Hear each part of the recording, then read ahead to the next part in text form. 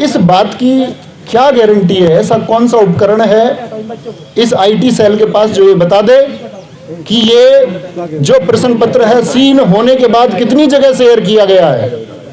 इस बात की कोई गारंटी नहीं है, ना ऐसा कोई माध्यम है कि कितनी जगह शेयर हुआ। क्या वह लाखों छात्रों तक शेयर नहीं किया गया?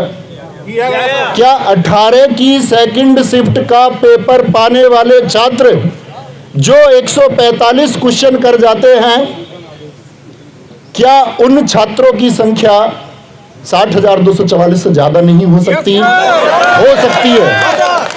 और अगर उनकी संख्या 60,244 से ज्यादा हो सकती है तो किसी शिफ्ट को सरकार यदि ये बोले कि ये पहली शिफ्ट, इसका कोई साक्ष्य नहीं मिला या इसका कोई साक्ष्य नहीं मिल पा रहा है, एक ठोस साक्ष्य नहीं है, तो क्या सरकार इस बात की अनदेखी करेगी कि एक शिफ्ट में 60,244 से ज्यादा छात्र सफल हो जाएंगे? क्या पहली शिफ्ट के जो छात्र परीक्षा दे करके आए उनके प्रदर्शन पर प्रभाव नहीं पड़ेगा? बिल्कुल पड़ेगा। क्योंकि क्या सरकार ऐसी कोई गारंटी दे सकती है कि पहली शिफ्ट के जो नॉर्मलाइजेशन होंगे उन बच्चों को इतने मार्क्स मिलेंगे कि सेकंड शिफ्ट में जो धांधली करके आए हैं उनके बराबर होंगे? नहीं दिया जा सकता। तो सूरज निकले या सूरज डूबे, सुबह हो या शाम, हमारी एक ही मांग, री एग्जाम, री एग्जाम, री। तो बस एक ही मांग को लेकर के साथी चलेंगे। सारे अध्यापक वर्ग ने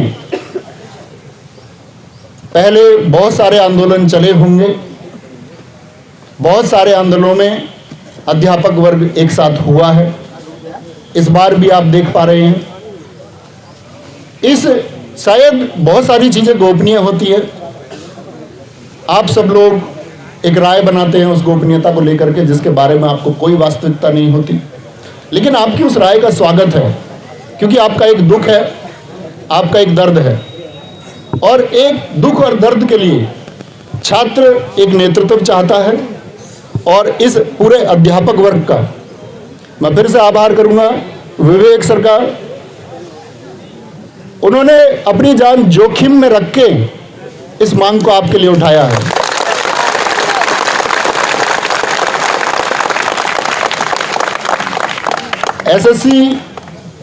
एसएससी गुरुकुल के गुरुजी शुभंशु गुरुजी ने इसको ग्राउंड तल पर चलाया है।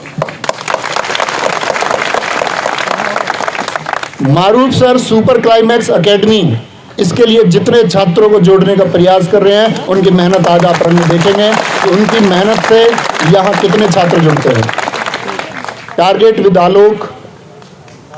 और अगर मैं बात करूं, ऐसे ना जाने कितने अध्यापक होंगे, क्योंकि ऑनलाइन कोचिंग में पढ़ा देते हैं, एक संख्या आ जाती है, बच्चों के अंदर एक विश्वास, लोग जानते होंगे। और गवर्नमेंट को, मीडिया को भी ये जानने का प्रयास करना चाहिए कि यूपी कांस्टेबल के अभ्यर्थी तो छोड़िए, ये पेपर मिठाई की तरह उन सबके पास भी पहुंचा है जिन्होंने यूपी पुलिस के लिए अप्लाई तक नहीं किया। मानते हैं इस बात को? ये पेपर हम पढ़ाने वाले अध्यापकों तक भी पहुंचा है, और गांव देहात के एक अनपढ़ व्यक्ति तक भी ये पेपर पहुंचा है जिसका पेपर से कोई वास्ता नहीं है। तो ये मांग साथी या किसी भी प्रकार का लॉलीपॉप या किसी भी प्रकार का बहाना मेरे द्वारा, अन्य किसी के द्वारा, या कोई एक झूठा आश्वासन आपको बीच में, आपके इस संघर्ष के रास्ते के बीच में यदि दिया जाता है तो आप क्या उस लॉलीपॉप को स्वीकार करेंगे? हमको इसके लिए मांग तब तक बरकरार रखनी है जब तक एक ऑफिशियल स्टेटमेंट आपका भर्ती बोर्ड की साइट पर या गवर्नमेंट के द्वारा या किसी जो पीठासीन व्यक्ति है उनके द्वारा कोई स्टेटमेंट आए और एक आश्वासन दिया जाए कि हाँ, ये मानना पड़ेगा कि भर्ती में धांधली हुई है, और धांधली नहीं, ये अत्याचार हुआ है। एक छात्र